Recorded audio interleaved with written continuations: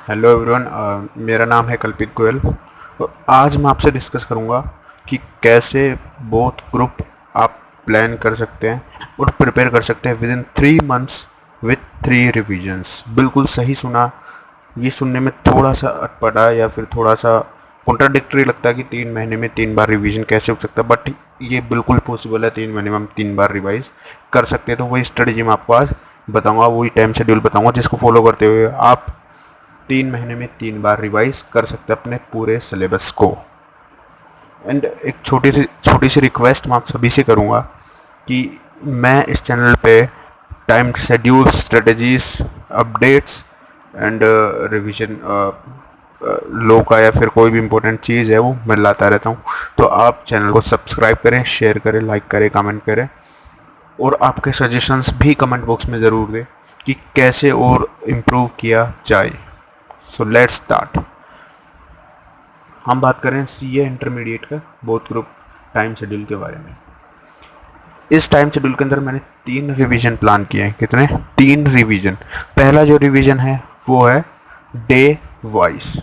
ठीक है, तो हमने सिलेबस को या शेड्यूल को 3 डेज में डिवाइड किया है। 3 डेज के अंदर आपकी पूरी सब्जेक्ट्स में कवर अप कर दी है। जैसे कि और टाइम जो शेड्यूल है 12 घंटे का।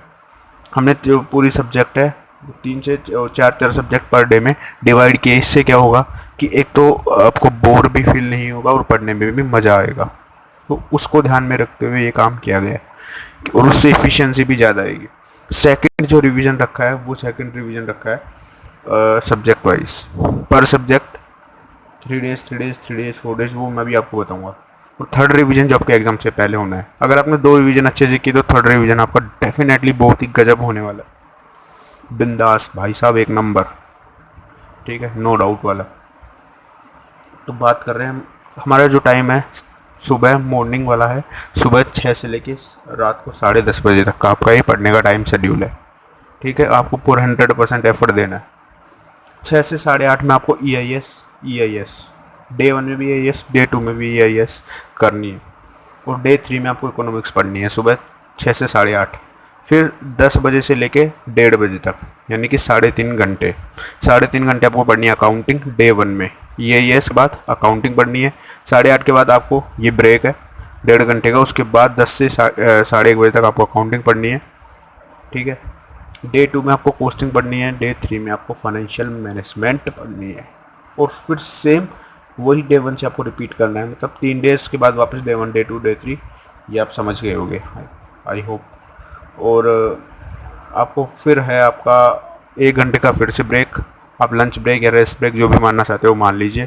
फिर 2:30 बजे से 5:30 बजे तक आपको पढ़ना है डे 1 में स्ट्रेटेजिक मैनेजमेंट, डे 2 में ऑडिटिंग एंड डे 3 में लो।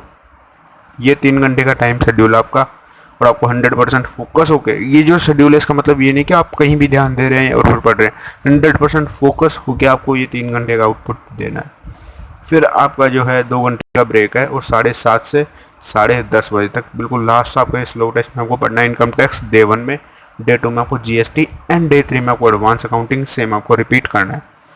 जो ये शेड्यूल है इसको आपको मिनिमम, इससे मैक्सिमम 2 महीने, इससे ज़्यादा आपको नहीं खींचना है। और मैक्सिमम 2 महीने के अंदर आपको पूरा सिलेबस कवर अप करना है, जो कि इजीली हो जाता है। अब ये आपके ऊपर डिपेंड करता है कि आप कौन से टॉपिक को किस तरीके से लेके कंप्लीट कर रहे हो। लेकिन मेक श्योर कि आपको 2 महीने में मैक्सिमम बता रहा हूँ, आपको उससे पहले ही कर लेना, कर सको तो। बट 2 महीने से ज़्यादा नहीं लगाना है। फिर हम बात करें सेकंड रिवीजन की। सेकंड रिवीजन आपका होगा सब्जेक्ट वाइज। जैसे ये फर्स्ट रिवीजन कंप्लीट हो जाता है आपको सेकंड रिवीजन स्टार्ट करना है। अकाउंटिंग आपको 3 दिन पढ़नी है। इस 3 दिन के अंदर आपको एक मॉक टेस्ट भी देना है 3 घंटे का। मॉक टेस्ट मतलब आपके घर पे ही कोई भी टेस्ट पेपर आपके पास हो, इंस्टीट्यूट के पास सिर्फ पेपर हो, आपको सोल्व करना है और फिर सजेस्टेड से मैच करवाना है, या कोई चेक करने वाला हो तो उसे चेक करवा सकते हो।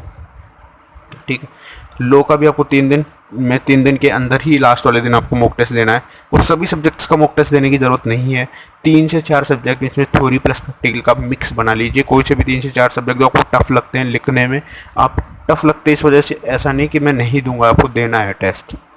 ये अगर आप टेस्ट दोगे तो मैं आपको गारंटी से कह रहा हूँ वो एग्ज़ाम आप क्लियर करके मानोगे, क्योंकि उसी टेस्ट में आपको पता चल जाएगा कि क्या मैं मिस्टेक करने वाला हूँ और आप उस मिस्टेक को ज़रूर आइडेंटिफाई करोगे एंड इम्प्रूव करोगे। तो इस बात का आपको ध्यान रखना है। थर्ड, कोस्टिंग भी 3 दिन आपको करनी है, फिर वही मॉक टेस्ट। टैक्सेशन आपको 4 दिन करनी है, क्योंकि टैक्सेशन में 2 सब्जेक्ट है, DT and IDT. Advance accounting 3 दिन, ऑडिटिंग फिर 3 दिन, एफएमई को फिर उसके बाद 4 दिन, और फिर एफएमई को कंप्लीट होने के बाद ईआईएस एंड एसएम 4 दिन। तो ये आपका सेकंड रिवीजन का शेड्यूल है।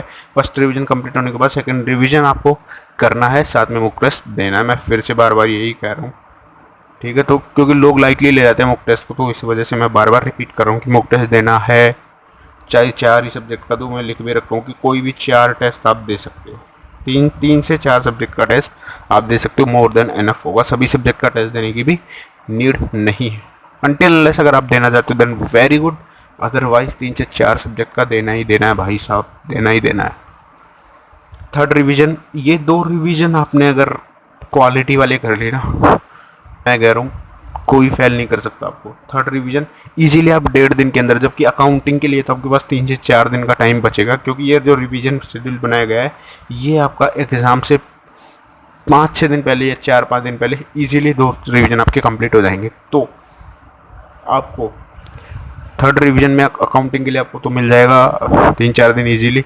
आप चाहो तो 2 सब्जेक्ट प्रिपेयर कर सकते हो उस टाइम पे, चाहो तो अकाउंटिंग ही कर लेना, what ever depends upon you.